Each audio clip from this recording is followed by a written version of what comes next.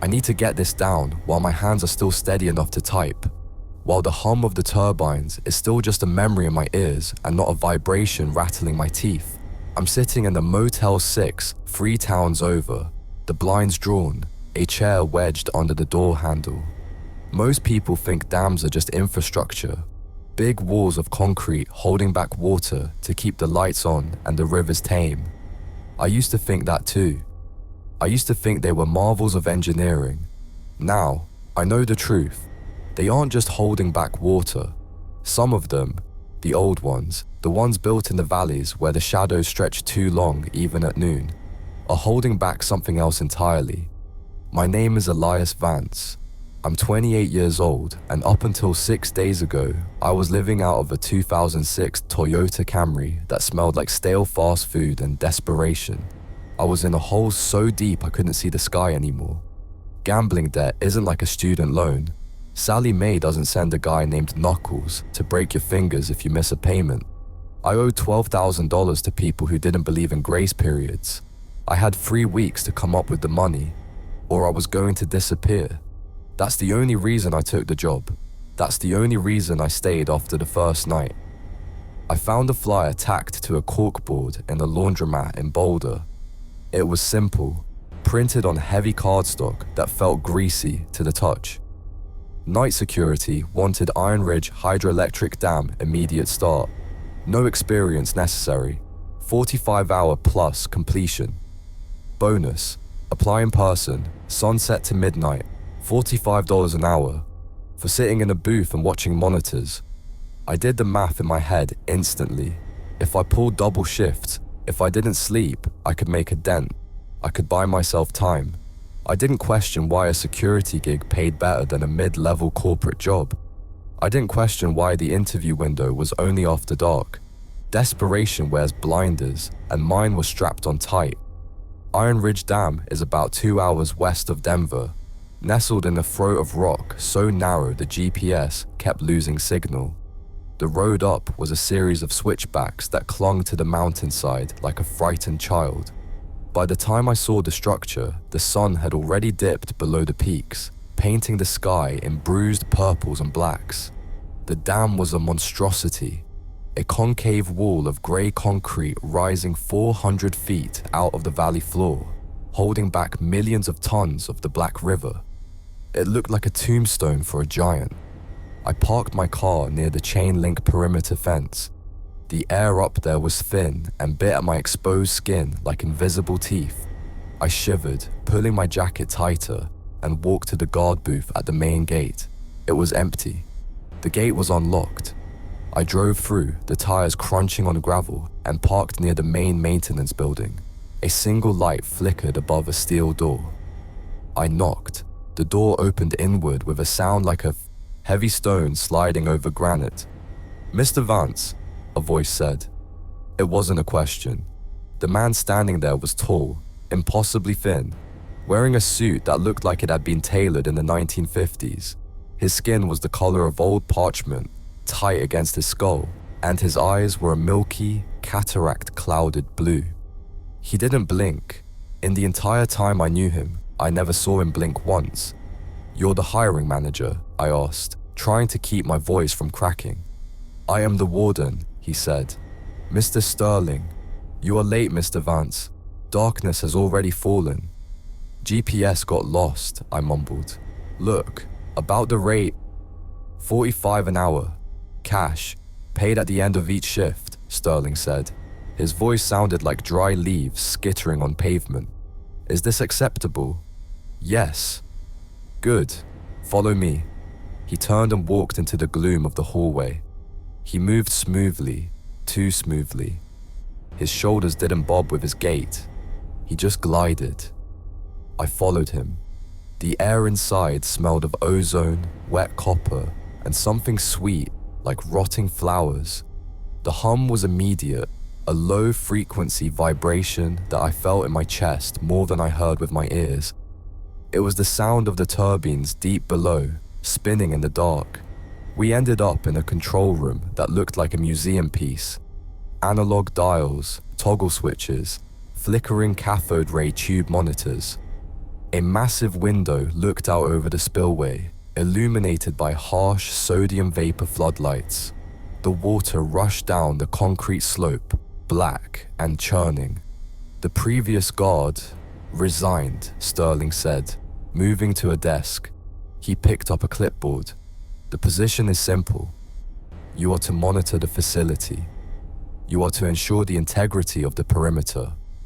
You are to follow the rules. He handed me the clipboard. Read them, memorize them. Your life depends on them. I almost laughed. My life? Is it an unsafe work environment? OSHA violations? Sterling turned those milky eyes on me. The temperature in the room seemed to drop 10 degrees. There are things in the deep water, Mr. Vance. Things that have slept for a very long time. The dam does not just hold back the river, it holds back the pressure. Do you understand? I didn't, but I nodded. I needed the money. Read, he commanded. I looked down at the sheet. The paper was thick, yellowed. The typing was from a typewriter, the keys hitting the page hard enough to emboss the letters. Standing orders for night security. Iron Ridge Dam shift, duration. Your shift begins at 22 so and ends at 06 wow. Do not leave the premises before 06 wow. Do not arrive after 22 so. Time is porous here. Punctuation is required. The rounds. You must patrol the upper walkway at 23 wow, 01 bow, and 03 hours. Do not deviate from the schedule. If you are late, do not go. Stay in the booth and lock the door. Turbine 4. Turbine 4 has been decommissioned since 1984. If you hear it spinning or see the RPM gauge moving, press the emergency stop button immediately. Hold it for 10 seconds. Do not look at the turbine housing while you do this. The phone. The red phone on the desk is a direct line to the lower intake facility. There is no one working in the lower intake facility at night. If it rings, count the rings. If it rings 3 times, answer it. If it rings 4 times, do not answer. If it rings more than 4 times, cut the line. The swimmer. You may see a figure swimming in the reservoir near the intake towers. It will look like a woman in a white dress. Do not shine your flashlight on her. She wants to be seen. Do not give her the satisfaction. The elevator. The service elevator to the gallery levels is slow. If the doors open and you see a pair of wet work boots standing in the center of the car, take the stairs. Do not enter the elevator with the boots. The wet spots. If you find puddles of water in the control room, do not mop them up. Circle them with the yellow chalk provided in the desk drawer. They will evaporate by morning. If the water is salt water, you will smell the brine. Wasmolbo, lock yourself in the bathroom until dawn. The knocking. At 02:15, you will hear knocking on the blast door of the control room. It will sound frantic. A voice may beg you to let them in, claiming to be a maintenance worker named Davy. There is no Davy. Do not open the door. The pressure gauge. Monitor the hydrostatic pressure gauge for Sector 7. It should read between 80 and 90 psi. If it drops to 0, the water is gone. If it spikes to 300, the water is trying to get in. In either case, close your eyes and hum a low note until the needle stabilizes. The mirror. There is a small mirror in the locker room. Do not look into it if the lights are flickering. If you catch your reflection blinking when you are not, break the mirror immediately. The stairwell. When descending the stairs to the lower gallery, count the steps. There are 144 steps. If you count 145, stop, turn around, walk back up. Do not look at what is on the extra step. The leaving. When you leave at 06 Sadazak, say, "The watch is ended," to the empty room. If you hear a reply, do not come back the next night. This is a joke, right? I asked, looking up. Hazing the new guy? Sterling was already at the door.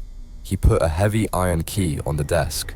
There are no jokes here, Mr. Vance, only consequences. I will return at 06 hours to relieve you. Do not fail the rules. The dam must hold. And then he was gone. The heavy steel door clicked shut, and I was alone in the humming silence of the Iron Ridge Dam. Night 1. The unsettling. The first hour was boring. That's how they get you. They lull you into a false sense of security.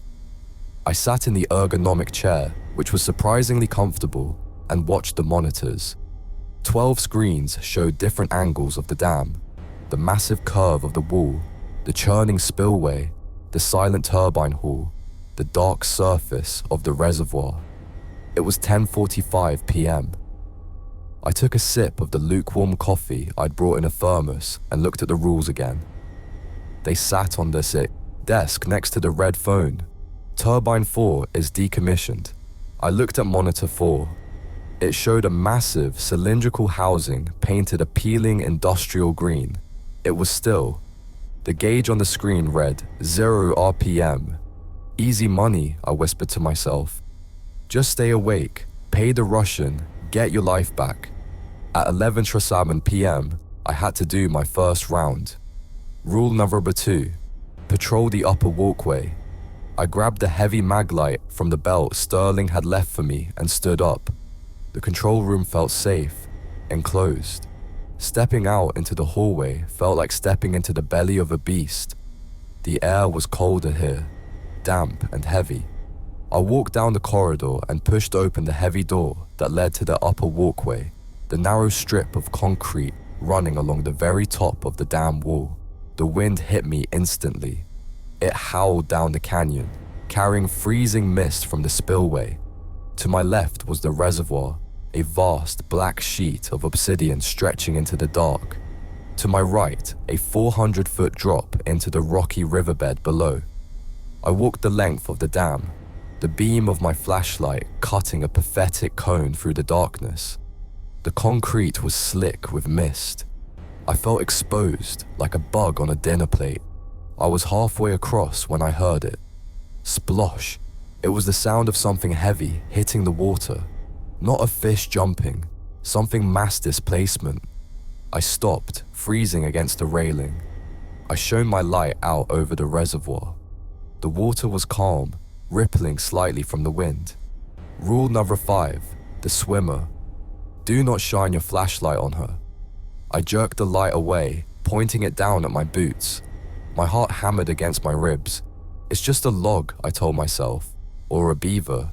The beavers live in dams. I kept walking, faster now. I reached the far side, checked the perimeter gate, locked, and turned to head back. That's when I saw the wet footprints. They were on the concrete walkway, directly in my path. Bare footprints, human, but wrong. The toes were too long.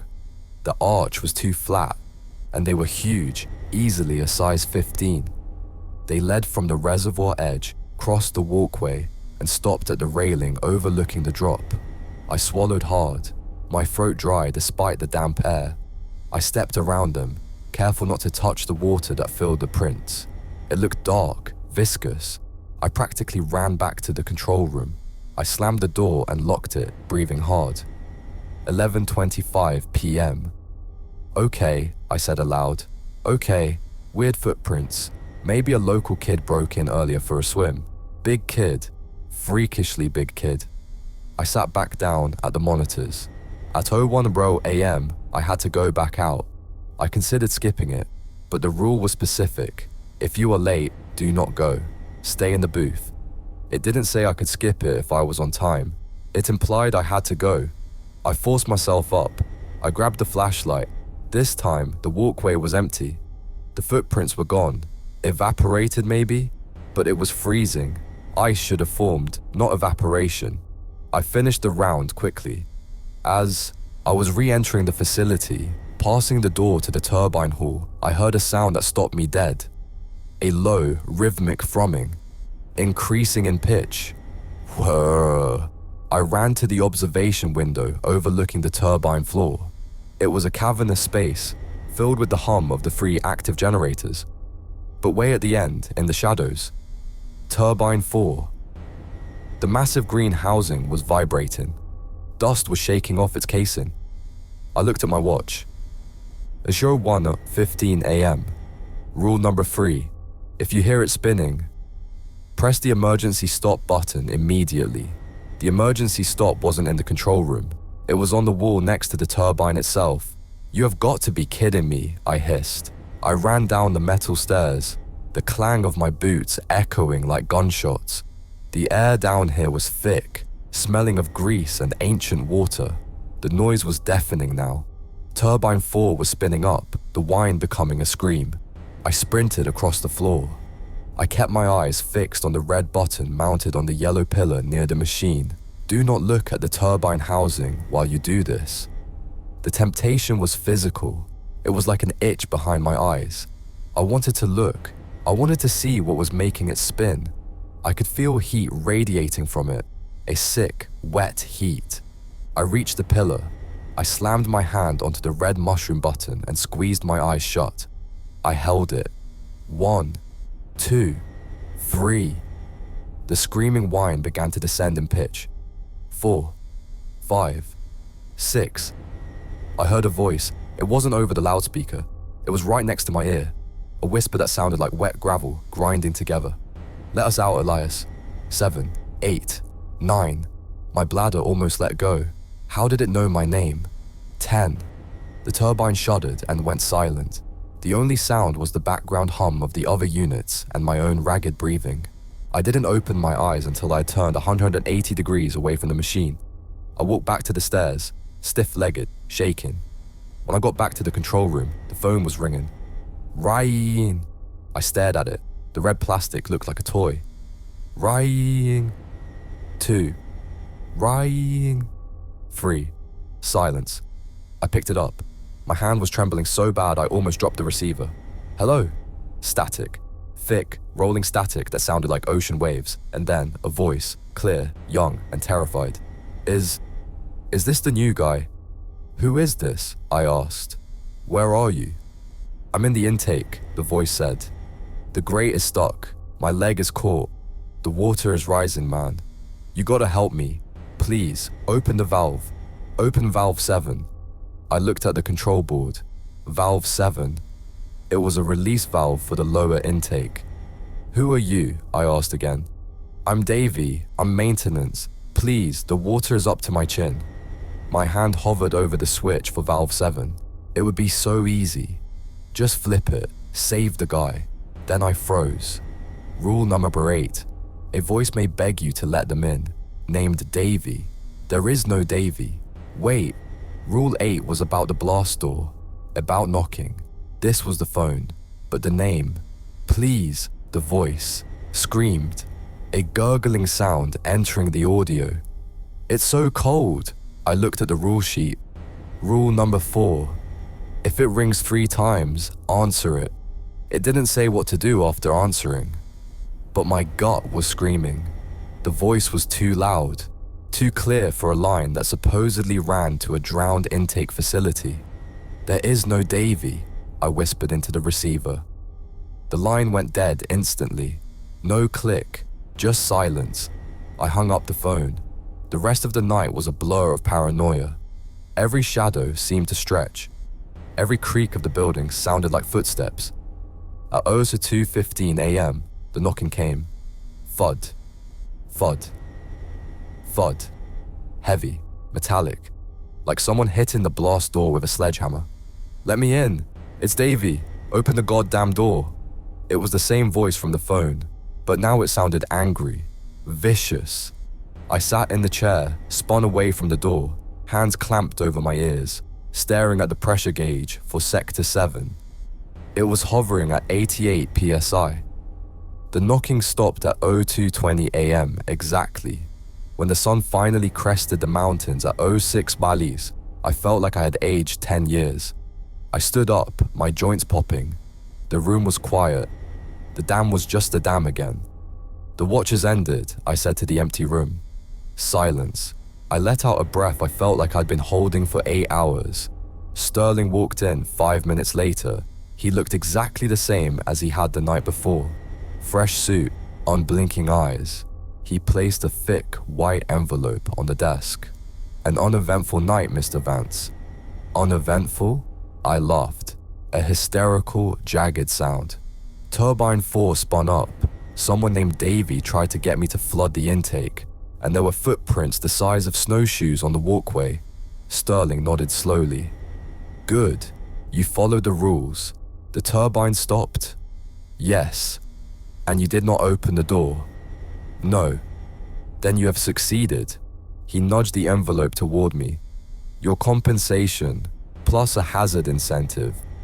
I opened the envelope. It was full of hundreds, more than the hourly rate, nearly $1,000. Same time tonight, Sterling said. I looked at the money. I looked at the monitors. I thought about the Russian. I thought about the voice whispering in my ear. Let us out, Elias. Yeah, I said, tucking the envelope into my jacket. Same time tonight. Night 2, the disturbing. I slept until 4 p.m. at the motel. Dreamless, black sleep. When I woke up, the dread hit me instantly. I didn't want to go back. Every instinct in my primate brain was telling me to run, to drive the Camry until the wheels fell off. But I paid the loan shark $800 via a Western Union transfer. It wasn't enough to clear the debt, but it was enough to buy another week of breathing room. I needed more. I needed to finish the job. I arrived at the dam at 9:50 p.m. The structure looked even more imposing in the moonlight. The concrete seemed to absorb the light rather than reflect it. Sterling was waiting. He handed me the keys. New rules? I asked, half joking. The rules do not change, he said. But the environment does. Tonight the moon is waxing. The tide in the deep water will be stronger. Be vigilant about the mirrors. He left without another word. I settled into the booth. The routine felt strangely familiar now, which was terrifying in itself. Human beings can adapt to anything, even nightmares. The first few hours were quiet. I did the 11 p.m. round. No footprints this time. Just the wind and the crushing sense of vertigo. At midnight, I was back in the booth, eating a cold sandwich. I glanced at the monitor for the main hallway, the one leading to the restrooms and the locker room. A man was standing there. I choked on my bread. I leaned closer to the screen. He was wearing a grey jumpsuit, like an old janitorial uniform. He was facing away from the camera, standing perfectly still in the middle of the corridor. I grabbed the radio. Hey, you in the hallway. Identify yourself. The figure didn't move. I grabbed the flashlight and the heavy steel baton Sterling had left in the drawer. I unlocked the control room door and stepped out. Security, I yelled, my voice echoing off the concrete walls. Turn around. I rounded the corner into the hallway. It was empty. I checked the floors. No wet footprints. No sign of anyone. I walked to the spot where I had seen him. The air here was freezing. I could see my breath puffing out in white clouds, and there was a smell. Not the ozone and rot of the dam. It smelled like tobacco smoke and old spice. Hello, I whispered. I heard a cough, a wet, hacking cough. It came from the locker room door to my right. The door was slightly ajar. Rule number 10, the mirror. Do not look into it if the lights are flickering. I looked up. The fluorescent strip lights in the hallway were steady. Buzzing, but steady. I pushed the locker room door open with the tip of my baton. Anyone in here? Rows of grey metal lockers stood silent. A wooden bench ran down the center. At the far end, above the sinks, was the mirror. And standing in front of the mirror was the man in the grey jumpsuit. He was an older guy, maybe 60s. Balding, with thick glasses. He was shaving. I could see the razor in his hand, scraping across his cheek. But there was no sound of shaving, no water running. Hey, I said. He stopped. He didn't turn around. He looked at me through the reflection in the mirror. His eyes were kind, sad. You shouldn't be here, son, he said. His voice was soft, like worn velvet. Sir, this is a restricted area. You need to leave. He chuckled, tapping the razor on the side of the dry sink. Leave. I've been trying to leave since 982. The shift never ends, Elias. He knew my name. Of course he did. "Who are you?" "Frank," he said. "I was the night shift before the incident, before the rules got so long." "What incident?" I stepped closer. He looked solid, real. "The crack," Frank said, pointing to his own reflection. "It started small, just a hairline fracture in the lower gallery. We thought it was settling. Concrete settles. But it wasn't settling. It was pushing. The water." Frank shook his head. "Not the water. The things behind the water. They found a way in. Through the cracks. Through the mirrors. Through the silence." He turned around then. My stomach dropped. From the back, in the monitor, he had looked normal. From the front, in the reflection, he looked normal. But facing me directly, his chest was concave, crushed inward as if a massive weight had slammed into him. His grey jumpsuit was soaked in blood that looked black in the dim light, but he stood upright, ignoring the catastrophic injury. "You need to watch the pressure, Elias," Frank said, his voice gurgling slightly now.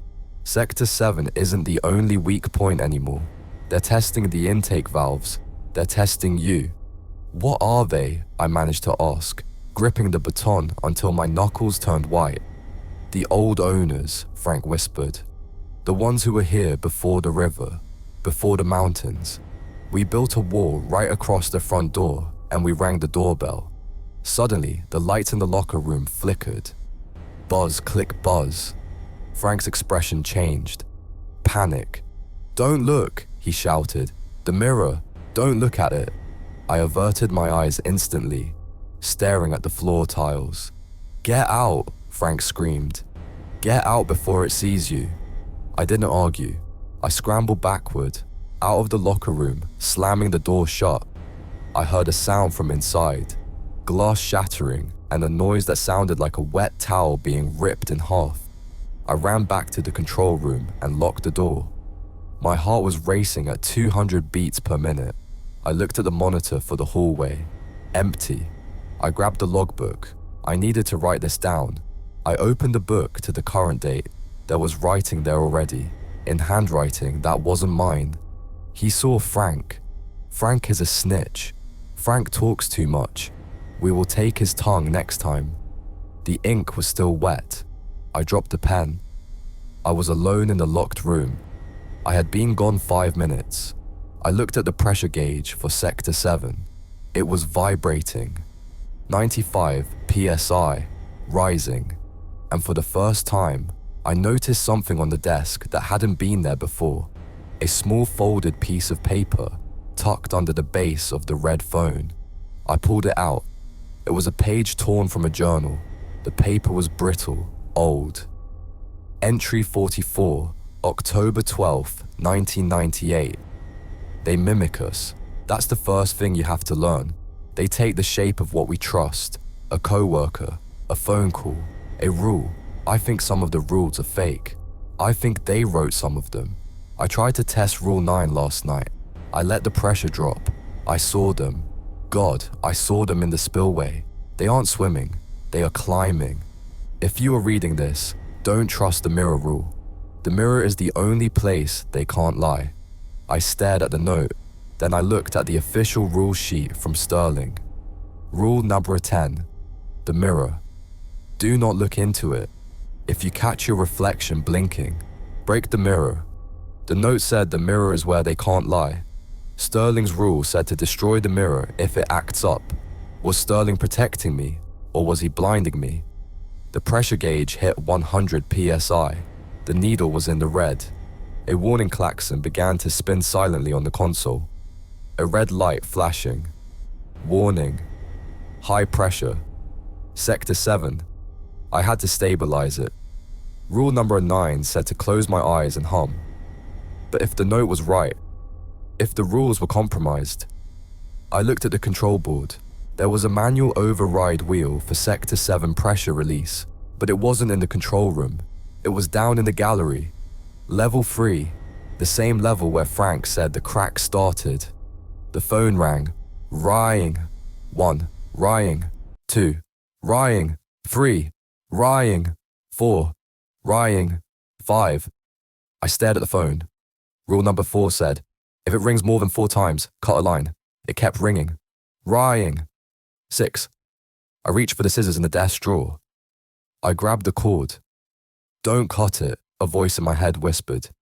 If you cut it, you sever the connection to the outside. That's what they want. I hesitated. The pressure gauge hit 110 psi. The pipes in the walls groaned. The dam was singing a song of stress. I made a choice that probably doomed me, but in the moment, it felt like defiance. I didn't cut the line. I picked up the receiver. Who is this? I demanded. Silence. Then, a sound that froze my blood. It was the sound of me, my own voice, but distorted, looped. Easy money, just stay awake, easy money.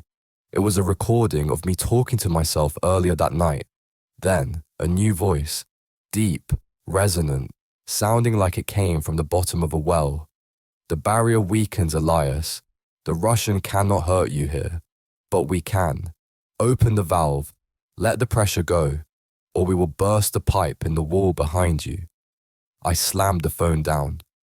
The pipe behind me, the main water feed for the fire suppression system, gave a loud clang. A rivet popped, shooting across the room and shattering a monitor screen. A jet of high-pressure water hissed out, spraying the back of my chair. I scrambled up. They weren't lying. I had to go down. I had to manually release the pressure. I grabbed the flashlight, the baton, and the yellow chalk. I ran for the door. Current status: I have established the protagonist, the location, the desperation, and the specific rules, horror style. We have moved through Act 1, the mundane world, and Night 1, the unsettling. We are currently deep in Night 2, the disturbing, with the protagonist discovering conflicting information, the journal note versus the rules, and facing a physical threat, the pressure. The mythology of the old owners and the cracks in the dam has been introduced. The hallway was a tunnel of strobing lights. The fluorescent tubes buzzed like angry hornets, popping and sizzling in rhythm with the klaxon that was still spinning silently in the control room behind me. I sprinted toward the stairwell door, the heavy, steel baton banging against my thigh. My breath hitched in my throat, tasting of copper and panic. I reached the heavy fire door marked Stairwell B, access to galleries, wrenched the handle down and threw my weight against it. It slammed open, revealing a throat of concrete descending into the dark. The air here was still, cold, and smelled of wet limestone. Rule number 11. When descending the stairs, count the steps. There are 144 steps. If you count 145, stop. I paused at the top landing, shining my flashlight down. The beam died about 3 flights down, swallowed by the gloom. The emergency lights were out. Of course they were. 1, I whispered, taking the first step. 2, 3. I descended as fast as I dared, my hand sliding along the freezing metal railing. The vibration of the dam was stronger here. It traveled through the soles of my boots, a constant low-frequency shudder that made my teeth ache. 35, 36, 37. I could hear water rushing somewhere below, not the controlled flow of pipes, but the chaotic splashing of a leak. The pressure in Sector 7 was critical. If that pipe burst, the lower levels would flood in minutes, and I'd be trapped down there with whatever Frank had been warning me about. 88, 89, 90. The walls seemed to be closing in. The concrete was weeping moisture. I saw shapes in the periphery of my flashlight beam, shadows that seemed to peel away from the walls and dissolve when I looked directly at them. 130, 131. I was nearing the bottom. I could see the landing. 140, 141. My heart was hammering. I slowed down. Precision mattered. 142. I took a step. 143. I took another. 144. My boot hit the concrete landing. I shone my light at my feet. I was on the floor. But then I looked forward. There was one more step. It was right in front of me, leading down into a pool of darkness that my flashlight couldn't penetrate. It looked perfectly real. Concrete, edged with a metal non-slip strip. If you count 145, stop, turn around, walk back up. I froze. The sound of rushing water was deafening now, coming from the corridor to my right. But the step, it was inviting. It pulled at my vision. It promised that if I just took that one extra step, I would find something important, something I had lost. No, I gritted out. I squeezed my eyes shut, just for a second, resetting my brain. When I opened them, the step was gone. It had just been a shadow cast by a loose conduit pipe on the ceiling. A trick of the light, or a trick of the place. I turned right into the maintenance corridor for Sector 7.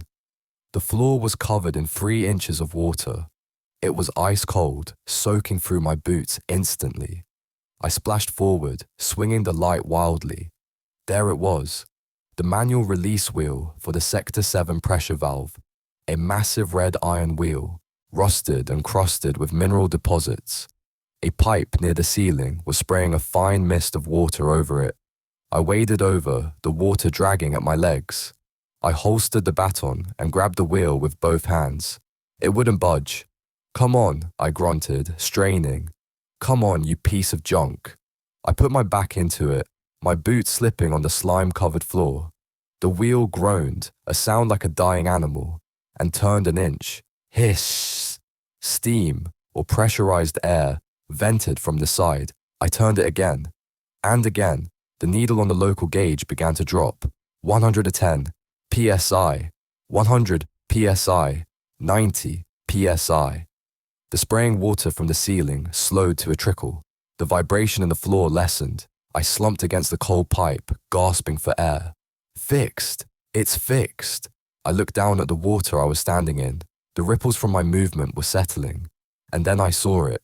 Beneath the surface of the water, which was only ankle deep, a face was looking up at me. It wasn't a reflection. The lighting was too dim for a reflection that clear. It was a face under the water, as if the floor was glass and someone was trapped beneath the concrete. It was a woman. Her hair was floating around her head like a halo of seaweed. Her skin was pale, translucent. Her eyes were open, dark, and devoid of sclera. She mouthed one word: bargain. I stumbled back, splashing violently. Jesus! I shone the light at the spot. Just concrete. Scummy, wet concrete. I didn't wait to check again. I turned and ran back to the stairs. I didn't count on the way up. I took them 2 at a time, my lungs burning, fueled by pure, high-octane terror.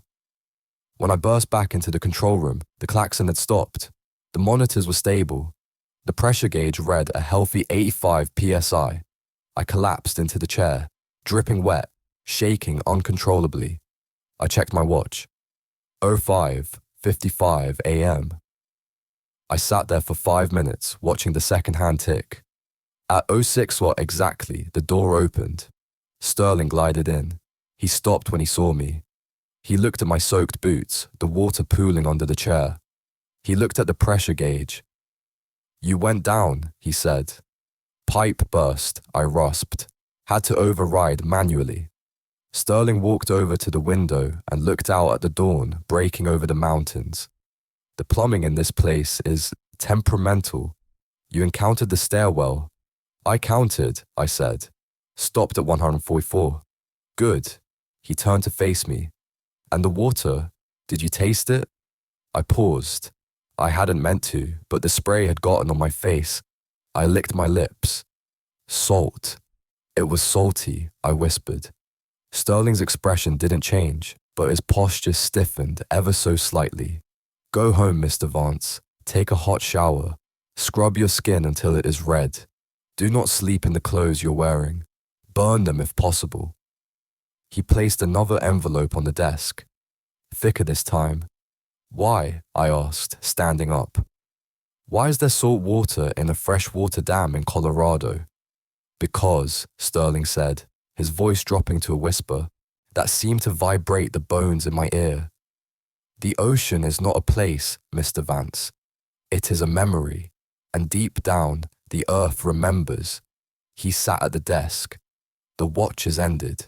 I didn't say the phrase back. I just grabbed the money and left. Interlude. The hook. I spent the daylight hours in a fugue state. I followed Sterling's advice. I threw my boots and jeans into a dumpster behind a Wendy's and bought cheap replacements at a Walmart. I scrubbed my skin in the motel shower until I was raw. I tried to sleep, but every time I closed my eyes, I saw the face in the floor. Bargain. I couldn't just sit there. I pulled out my laptop and connected to the motel's spotty Wi-Fi. I searched for Iron Ridge Dam deaths.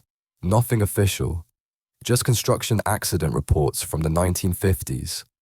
I searched for Frank Iron Ridge. I found a digitized obituary from a local paper, dated November 14th, 1992. Franklin Miller, 58, beloved husband and father. Found deceased at his place of employment, Iron Ridge Hydroelectric. Cause of death, heart failure. Heart failure, not chest crushed inward. Then I searched for Iron Ridge Dam mythology. I found a forum thread on a site dedicated to urban exploration. The thread was titled The Place That Shouldn't Be. One user, handle Deep Diver 88, had posted 3 years ago. Don't go to the ridge. My grandfather worked concrete there in '54.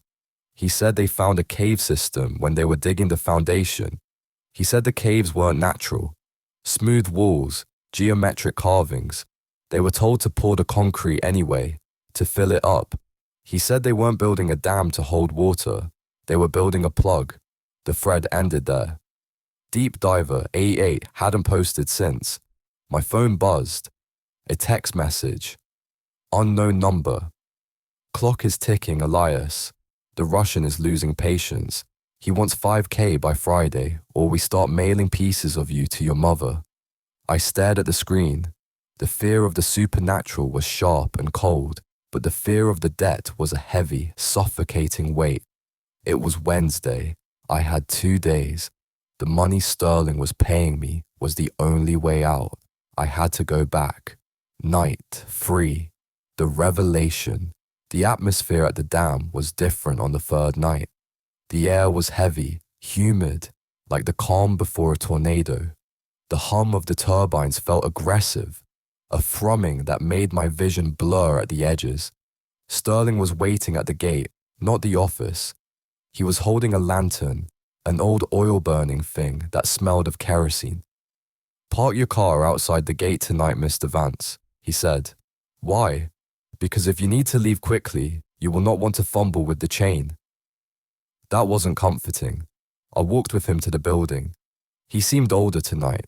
His skin was more translucent. I could see the blue veins pulsing sluggishly beneath his parchment cheeks. Inside the control room, he didn't give me the usual speech.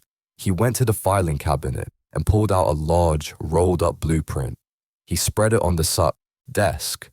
"Tonight is the night of the black moon," Sterling said. "Not astronomically, but locally." "What does that mean?" "It means the rules are insufficient," he said. He looked at me, and for the first time, I saw fear in those milky eyes. "You have done well, Elias. Better than the others. You have the instinct to run away, the instinct to endure. Listen to me closely." He pointed to a spot on the blueprint, deep in the structure, below the turbine hall, below even the galleries. Central node access.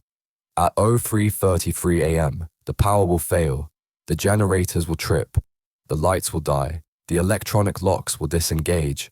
"Okay," so I used the flashlight. "No," Sterling hissed. "Darkness is their medium. When the lights go out, they can move freely. You cannot stay in the control room. The glass." He gestured to the observation window. "It will not hold them." "So what do I do?" "You must go here." He tapped the central node. "There is a breaker there, a manual reset for the containment field. You must engage it within 10 minutes of the power failure. If you do not, the plug comes out." "Why me?" I asked. "Why don't you do it? You know more about this." Sterling pulled up his sleeve. His arm wasn't skin and bone. It was Wood? No, something organic but petrified. Grey, stone-like flesh that was cracking and weeping black ichor. I am bound to the threshold, he said softly. I cannot cross the inner seal. Only a living mortal can enter the node. Only someone with debt. He rolled the sleeve down. They like the desperate, Elias. Your desperation acts as a shroud. It smells like them. He handed me a new item. It wasn't a weapon. It was a pocket watch. Silver, heavy, ticking loudly.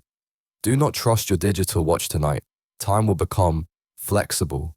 Trust the gears. When the hands hit 03:33, run. He left. I sat in the chair, the silver watch heavy in my pocket. The night started badly. At 10:15 p.m., the radio crackled to life. Unit 1 to base, over. I stared at it. I was Unit 1. Unit 1 to base. Do you copy? I'm hearing movement in the lower gallery. Sounds like scraping. Over. It was my voice. Perfect. Precise. I grabbed the radio. This is base. Identify. Base, this is Elias. I'm trapped. They're in the walls. God, they're coming out of the concrete. Tell my mom I'm sorry about the money.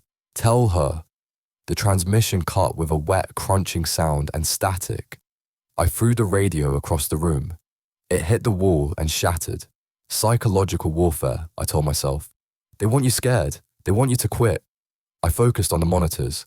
001, Sabru AM passed without incident. 002, Sabru AM. The knocking on the blast door came early. Thud, thud, thud. Elias, a voice cooed. It wasn't Davy this time. It was a woman's voice, soft, seductive. Elias, open the door. I have the money.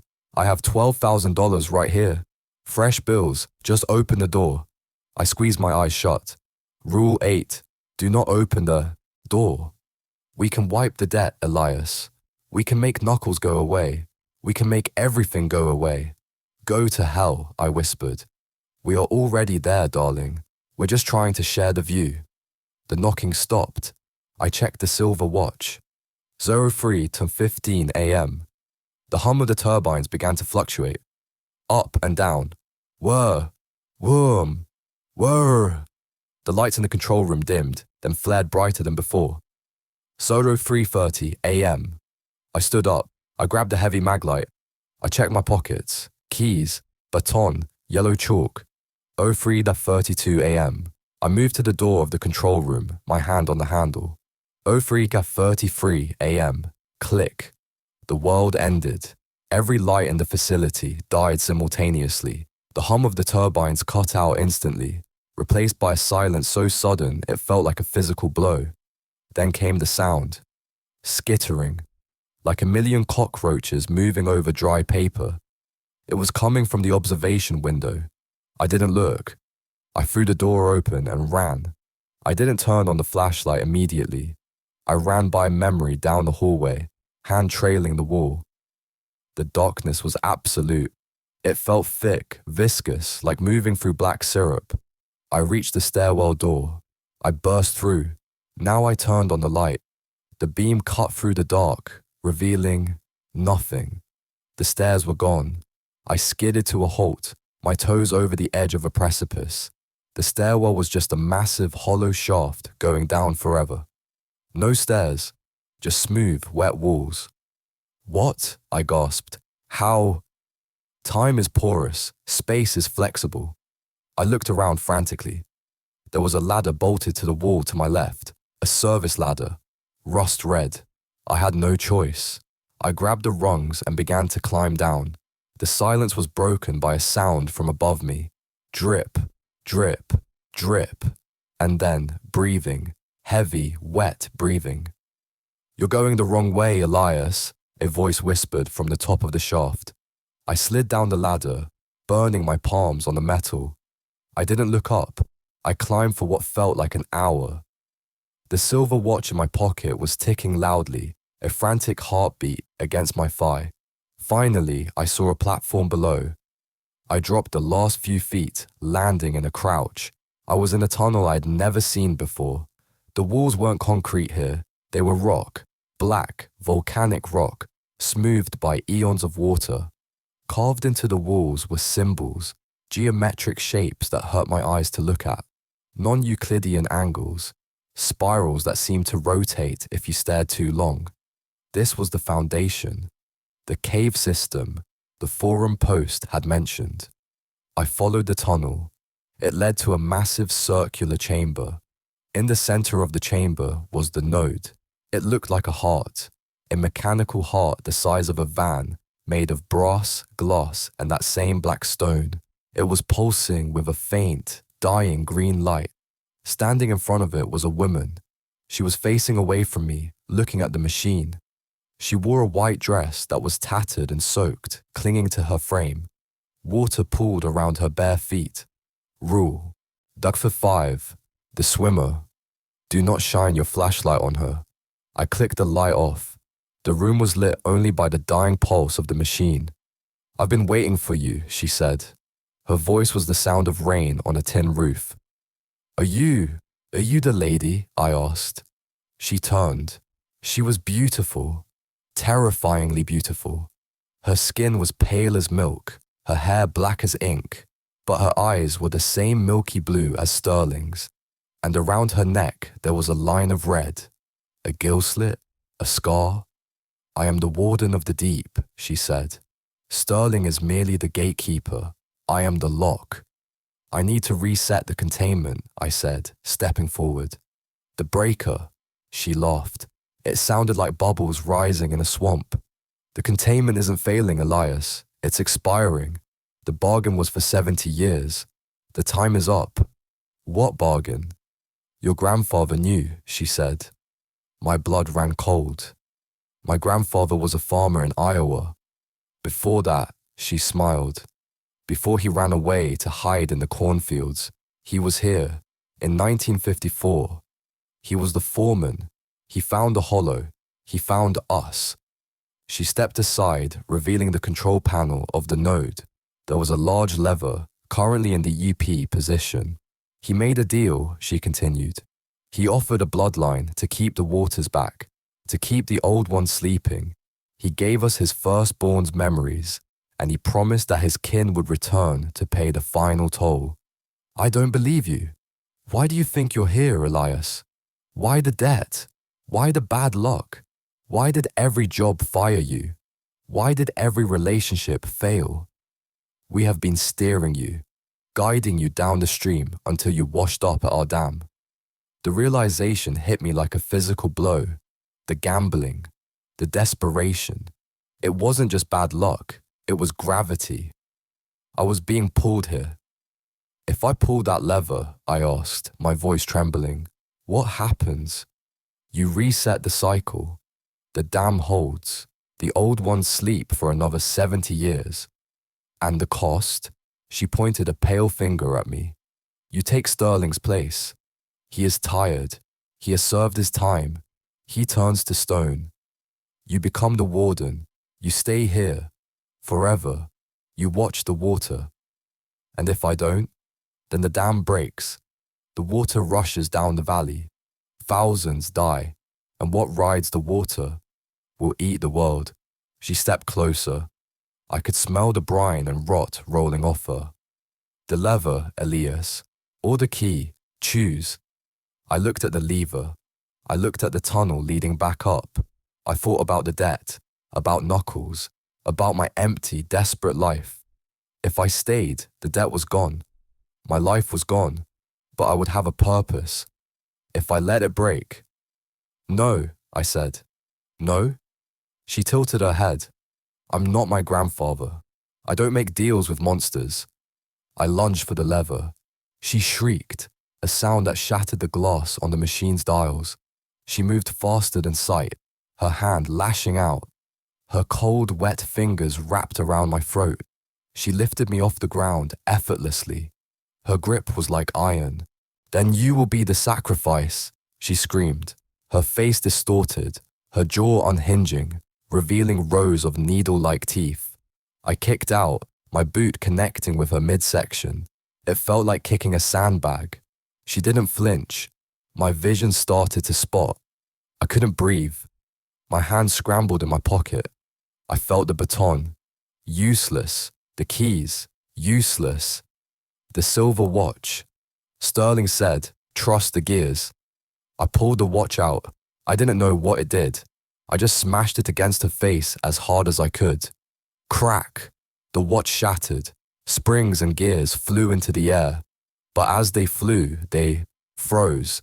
Everything froze. The dust in the air hung suspended. The lady's screaming face was a statue. Her grip on my throat didn't loosen, but it didn't tighten.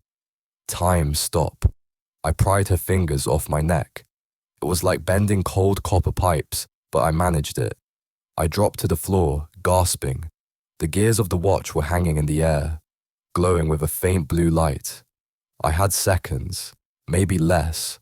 I scrambled to the machine. I grabbed the lever. I pulled it down.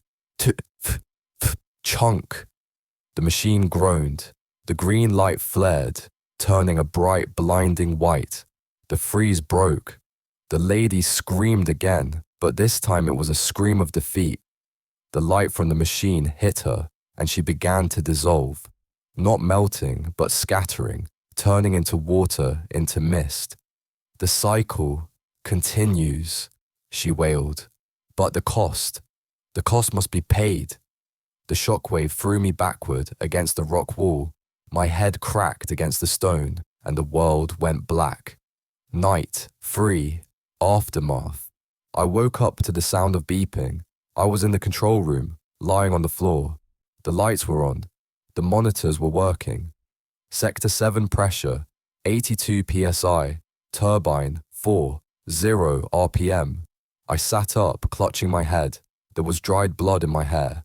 Sterling was sitting at the desk, writing in the logbook. He looked better. His skin wasn't grey anymore. It was still pale, but human. He was wearing a new suit.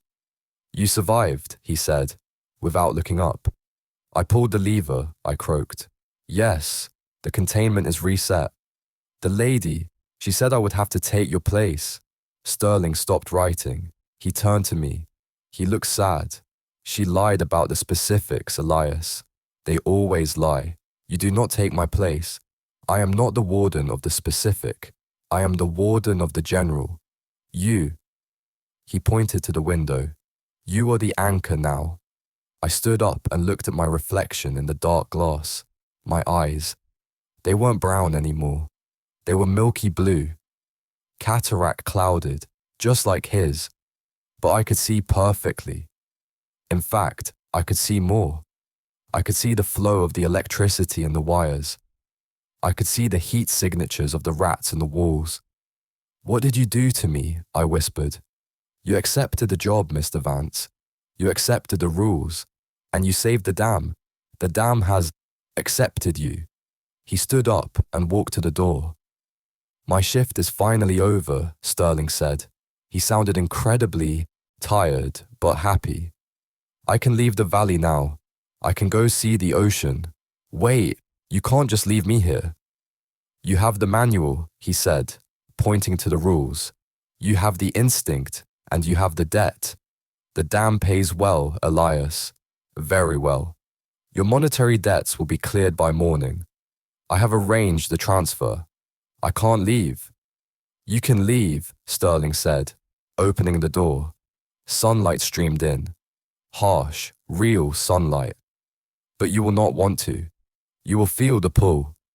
If you go more than 10 miles from the reservoir, you will begin to bleed. You will dry out. You belong to the water now." He stepped out. "Goodbye, Warden Vance." The door clicked shut. Epilogue. 6 months later, I'm sitting in the booth. It's 3 a.m. I finished writing the script an hour ago. I wanted to get it all down before the memories fade, or before I stop caring about the human side of things. My skin is pale now. I don't like the sun much. I wear sunglasses when I have to go into town for supplies, which isn't often. The debt is paid. Knuckles got his money. My mom got a nice check in the mail from an anonymous donor. I have a new hire coming in tonight. A young guy, desperate. Saw his credit report. He's in deep. I typed up a new list of rules for him. I kept most of the old ones. They work, but I added a new one at the bottom. Rule number 13. If you see the man with the milky eyes in the control booth, do exactly what he tells you. He is the only thing standing between you and the deep. The phone is ringing. 3 times. Ring, ring, ring. I pick it up. Iron Ridge Security, I say. My voice sounds like dry leaves on pavement. Is the job still open? A nervous voice asks. I look out at the black water of the reservoir. I can see her down there, swimming near the intake. She waves at me. I don't wave back. Yes, I say. Can you start tonight? I hang up. The dam holds. The watch continues. And I am never, ever tired. The heavy steel door to stairwell B slammed open against the concrete wall, the sound echoing like a gunshot down the throat of the dam. The air that hit me wasn't just cold, it was ancient. It smelled of wet limestone, stagnant water, and that distinct metallic tang of ozone that seemed to bleed from the very walls of the facility. I paused at the top landing, my chest heaving. The flashlight beam cut a cone through the gloom, illuminating the rusted metal railing and the first flight of concrete steps spiraling down into the dark. Rule number 11. When descending the stairs, count the steps. There are 144 steps. If you count 145, stop. I took a breath, trying to steady the shaking in my hands. The klaxon from the control room was muffled here, a distant rhythmic thrumming, but the vibration of the pipes was worse. The walls were groaning. 1, I whispered, my voice sounding too loud in the confined space. I took the first step. 2, 3, 4.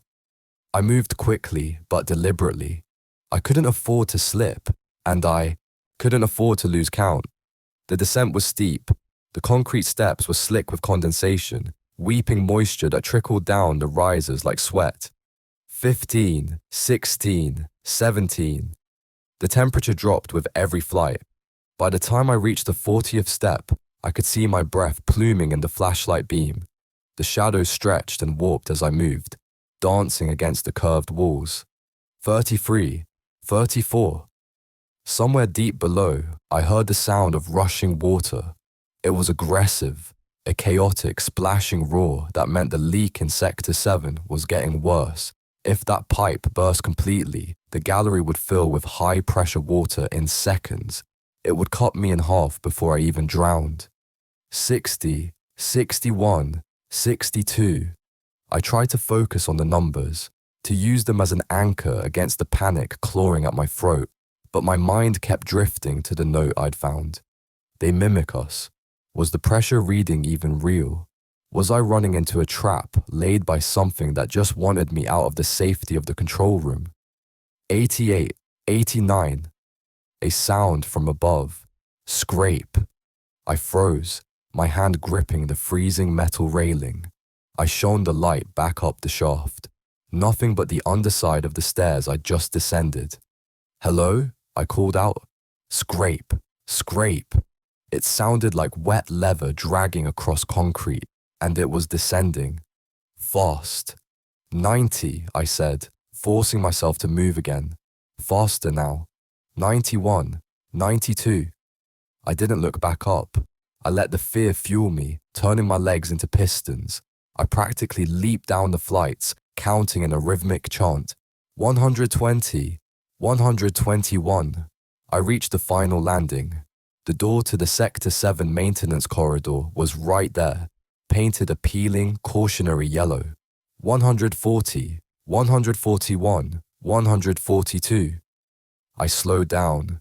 Precision. The rule was specific. 143. I placed my boot on the next step. 144. I was on the landing. I shone the light at my feet. Concrete floor. Solid. I looked forward, reaching for the door handle. But then, out of the corner of my eye, I saw it. Another step. It was right there, extending past the landing, leading down into a sub-level that wasn't on any blueprint I'd seen. It looked perfectly normal. The concrete was the same color, the metal nosing was the same rust red, but the darkness at the bottom of it wasn't just an absence of light, it was a physical weight. It pulled at my eyes. I felt a sudden, overwhelming urge to take it. A whisper in the back of my brain said, "Just one more. The solution is down there.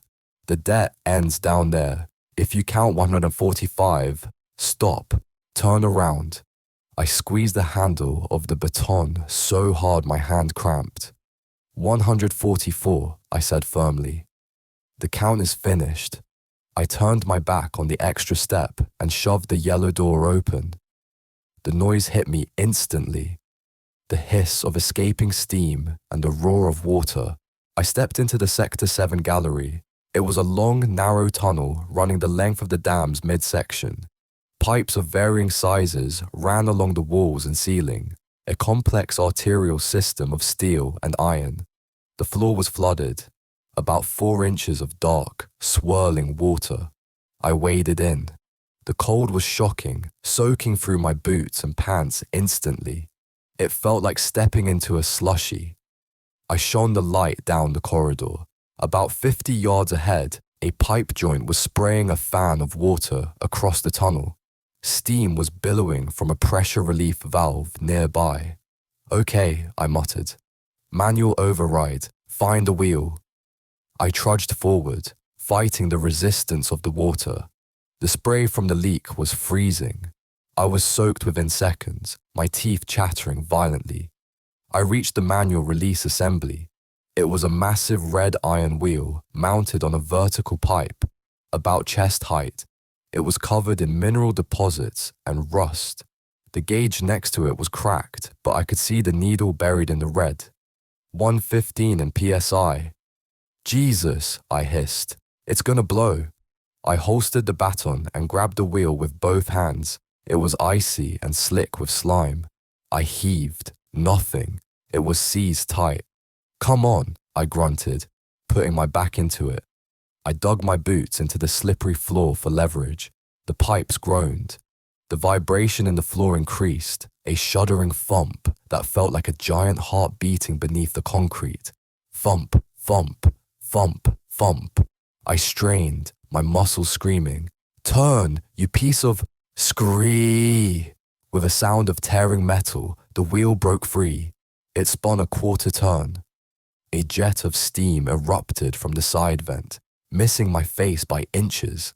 I coughed, waving the vapor away, and turned the wheel again. And again. The roaring hiss of the leak began to change pitch. It lowered, becoming a manageable gurgle.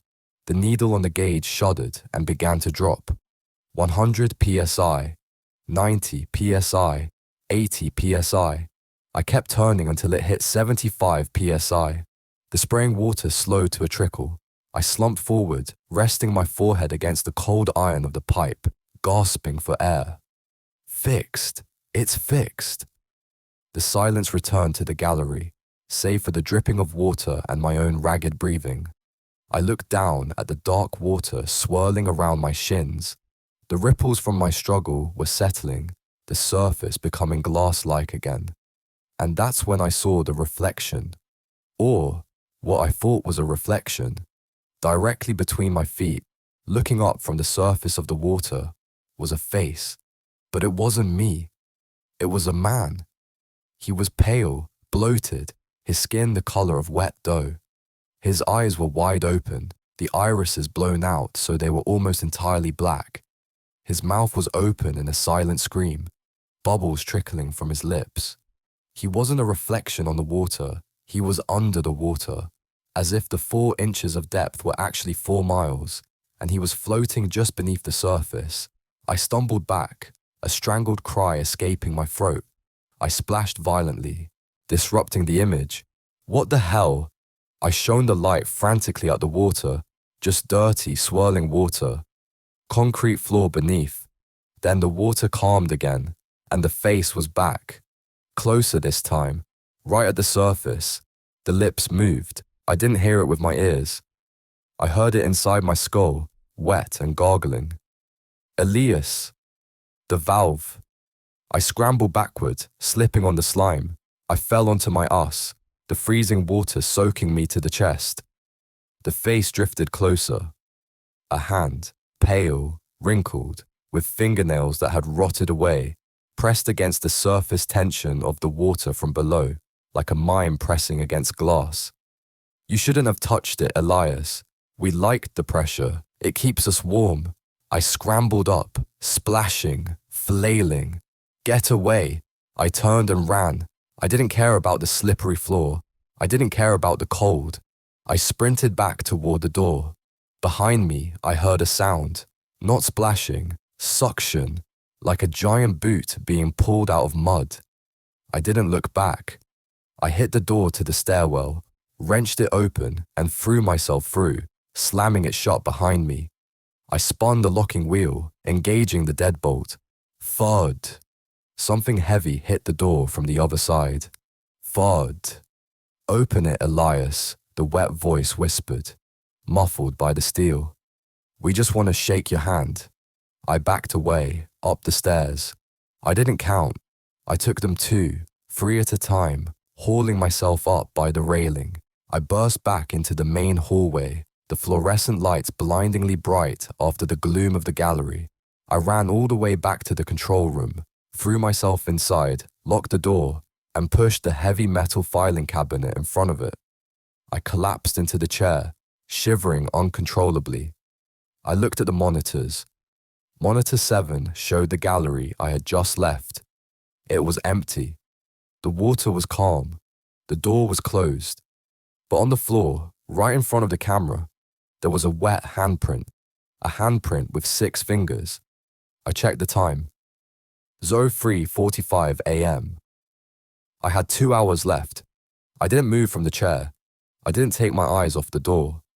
I sat there, dripping wet, shivering, clutching the baton, waiting for the sun. Day 2, the interlude. When Sterling relieved me at 06, he didn't comment on the filing cabinet against the door. He didn't comment on the puddle of water I was sitting in. He walked to the console, checked the pressure gauge, now stable at 75 psi, and nodded. You went deep, he said. There's something in the water, I rasped, in the gallery, under the floor. The facility is old, Mr. Vance, Sterling said, placing the envelope of cash on the desk. Memories settle in the low points, like sediment. He turned those milky eyes to me. You stabilized the pressure. You followed the procedure. That is all that matters. Is it? I stood up, my wet clothes clinging to me. A face spoke to me, Sterling. It knew my name. It said they liked the pressure. Sterling paused. For a second, the mask of indifference slipped. He looked worried. They? He asked softly. Yeah. We like the pressure. That's what it said. Sterling drummed his long skeletal fingers on the desk. That is an escalation. The containment is usually sufficient to keep them singular. If they are speaking as a collective, he shook his head. Go home, Elias. Rest. You will need your strength for tonight. What happens tonight? Tonight is Wednesday, he said simply. Wednesday is the middle of the week, the hump, the balance point. Things tend to tip. I took the money and left. I drove back to the motel in a daze. The sun felt aggressive, too bright, too revealing. I felt exposed. Back in the room, I stripped off the wet clothes and stood under the scalding shower for 40 minutes. I scrubbed until my skin was red, but I couldn't get the feeling of that cold, oily water off me. I tried to sleep, but every time I closed my eyes, I saw the face. The dead, white eyes. I gave up around noon. I sat on the edge of the bed, staring at the cheap motel art bolted to the wall. I needed to know. I opened my laptop. The Wi-Fi was slow, but it connected. I searched for Iron Ridge Dam construction death 1954. Dozens of results. Most were dry, technical reports. Landslide, equipment failure, structural collapse. But I dug deeper. I went to the digitized archives of the local county library. I found a scanned newspaper article from the Boulder Daily Camera, dated August 12th, Bentumisha Lao to me, August 12th, 1954. Tragedy at Iron Ridge. 12 men lost in foundation. Collapse rescue efforts have been called off for the 12 men trapped in the lower intake tunnel, following yesterday's catastrophic structural failure. Chief Engineer Marcus Vance stated that the rock stability was compromised by an unforeseen cavern system. I froze. Chief Engineer Marcus Vance. Vance, my grandfather. I sat back, the breath punched out of me. My grandfather was a corn farmer in Iowa. He grew soybeans. He drove a tractor. He never mentioned Colorado. He never mentioned a dam. But the name and the photo. I zoomed in on the grainy black and white image accompanying the article. A group of men in hard hats standing near a massive crane. In the center, a tall man with a stern face. It was him. Younger, harder, but definitely him. I recognized the jawline, the way he held his cigarette, and standing next to him, looking at the camera with an expression that made my skin crawl, was another man. A man in a suit that looked out of place on a construction site. Tall, thin. It was Sterling. He looked exactly the same. Not similar. Exactly the same. The same suit, the same parchment skin. The date was 1954, 70 years ago. Sterling hadn't aged a day.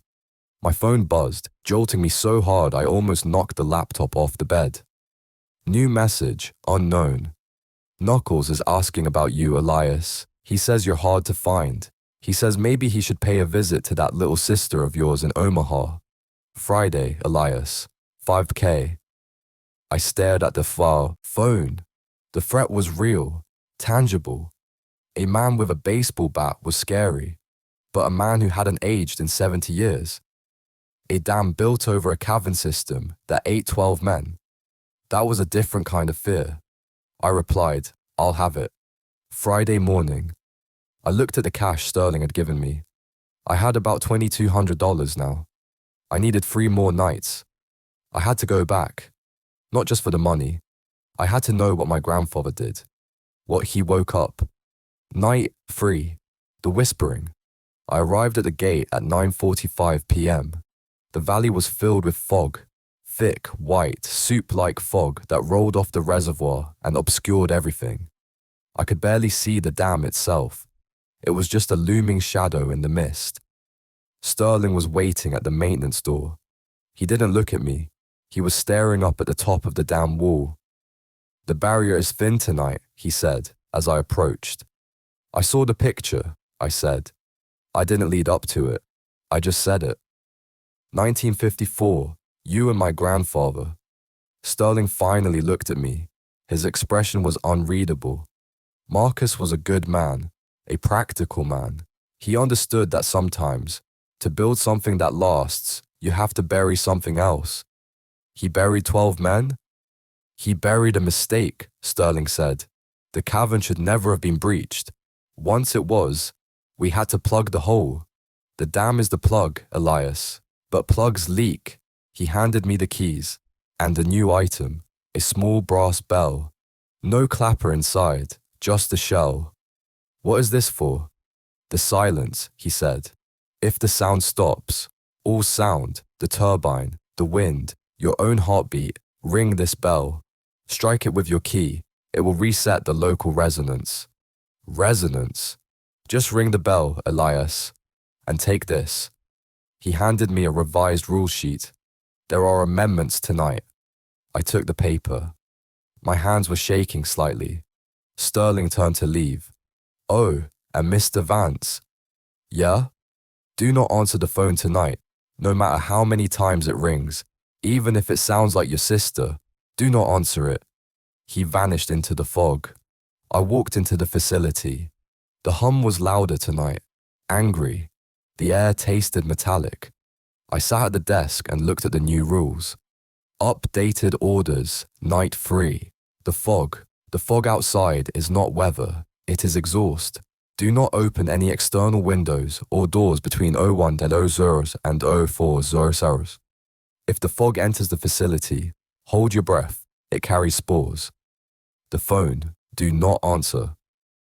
Underlined 3 times. Monitor 9. Monitor 9 displays the employee break room. There is no one in the break room. If you see a party or a gathering of people, turn the monitor off. Do not turn it back on for 1 hour. If they look at the camera, cut the power to the monitor immediately. The whispering. You will hear whispering coming from the ventilation ducts. It will sound like people gossiping about you. They will tell you truths you have forgotten. Do not listen. Humming helps. The man in the corner. At some point, you may notice a man standing in the corner of the control room, behind the filing cabinets. He will be facing the wall. Do not acknowledge him. Do not ask him to leave. He is observing protocol. If he turns around, use the bell. The journal. If you find loose pages, read them. Knowledge is armor, but do not read them aloud. I put the paper down. Okay, I breathed. Just another night at the office. I settled in. The first 2 hours were psychological torture. The phone rang constantly. Ring.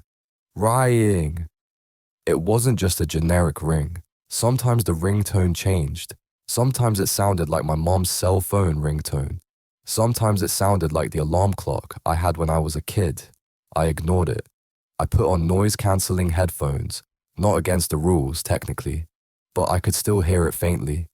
At midnight, the whispering started. It came from the vent directly above the console. He thinks he can pay it back. He doesn't know about the interest. Marcus knew. Marcus sold him. Blood for concrete. Look at him, shaking. He smells like failure. I hummed, "Happy birthday," over and over. Happy birthday to me. I tried to focus on the monitors. Monitor 9, the break room. It was a small room with a vending machine and a couple of round tables, currently empty. Then, at 12:45 a.m., the door on the screen opened. People walked in, not monsters. People. Men in hard hats. Women in 1950s secretaries' outfits. They were laughing, holding cups of coffee, smoking cigarettes. It looked like a film reel from the past, but it was in crisp, high-definition color. They mingled. They patted each other on the back. Then, one of the men, a guy in a plaid shirt, stopped. He looked slowly up at the camera. His face was gone, just smooth blank flesh where features should be. Then the woman next to him looked up. Same thing, blank. Then all of them stopped. 20 faceless people staring up at the lens. My hand hovered over the power button for the monitor. They raised their hands, all of them, pointing at me. I slammed the button. The screen went black. "God," I whispered. "God help me." I spun my chair around to check the room. Just a nervous tick. My heart stopped. In the back corner of the control room, in the shadowed gap between the tall filing cabinets and the wall, there was a man. He was wearing a grey suit. He was facing the corner, his forehead resting against the plaster. He was perfectly still. Rule number 5, the man in the corner. Do not acknowledge him. I slowly, very slowly, spun the chair back to the monitors. My skin was crawling. I could feel him there. I could feel his presence like a heat source. I forced myself to watch the screens. Monitor 1, the spillway. Monitor 2, the turbine hall. Don't look back. Don't look back. I heard a sound from the corner, the rustle of fabric. He was moving. If he turns around, use the bell. I reached into my pocket and gripped the brass bell. I held the key in my other hand. Rustle, shuffle. He was turning. I could hear the leather of his shoes squeaking on the linoleum. "Elias," a voice said. It wasn't a whisper. It was loud, authoritative. It sounded like my grandfather. "Elias, look at me, boy." I stared at the black screen of monitor 9. "No," I said. "You're observing protocol." "Protocol?" The voice scoffed. I wrote the damn protocol. Look at me. I have the money, Elias. I have the deed to the farm. I can fix it all. The temptation was immense. It was a physical pull, hooking into my chest and dragging me around. Grandpa can fix it. Turn around, he roared. I squeezed my eyes shut. I raised the bell and the key. Clang. The sound was piercing, high-pitched, pure, and resonant. It cut through the room like a laser. The roaring voice cut off instantly. The presence in the corner evaporated. The air pressure in the room returned to normal. I opened my eyes. I risked a glance at the corner, empty, but on the floor where he had been standing was a piece of paper. I waited 5 minutes, 10. Nothing moved. I walked over and picked it up. It was another journal entry. But this one looked different. The handwriting was frantic, jagged. Entry 89, August 11th, 1954. We broke through. God help us, we broke through.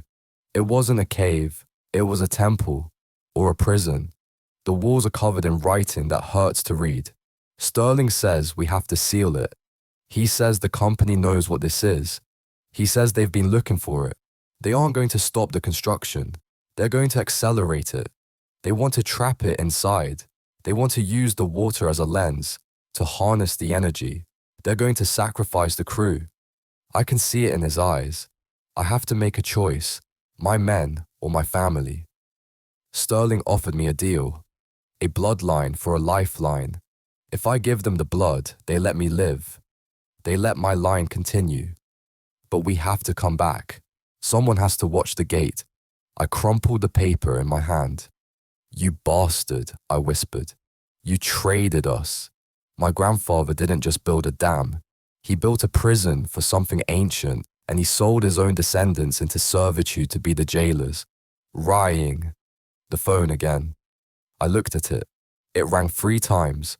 4. 5. Then it stopped. The speakerphone clicked on. You know now, the voice said. It was Sterling's voice, but deeper, distorted. You know the price, Elias. But do you know the product? What product? I shouted at the phone. We don't just generate electricity here, the voice purred. We generate reality. The dam holds back the chaos. It filters it, turns it into something usable. Order, structure. Your world exists because we hold the line. I'm done, I said. I'm leaving. You can't leave, the voice laughed. Check your arm. I looked down at my right arm, the one holding the bell. On the underside of my wrist, the veins had turned black. And the skin, it was turning grey, hard, like parchment. The transformation has begun, the voice said. You are becoming part of the infrastructure. I clawed at my skin. It was numb. No, I panic-breathed. No, no, no. Finish the shift, Elias. We have a special guest arriving at 030. If you survive him, maybe we can discuss a severance package. The line went dead. I looked at the clock. 02:15 a.m. I looked at the monitors. On monitor 1, the view of the dam wall. Something was climbing up the concrete. It was massive, a spider-like shape, but with too many limbs. It was climbing out of the mist, scaling the vertical wall toward the upper walkway, toward the control room. I grabbed the flashlight, the baton, and the bell. I couldn't stay in the room. If that thing breached the glass, I was dead. I had to move. I had to hide. Or I had to fight.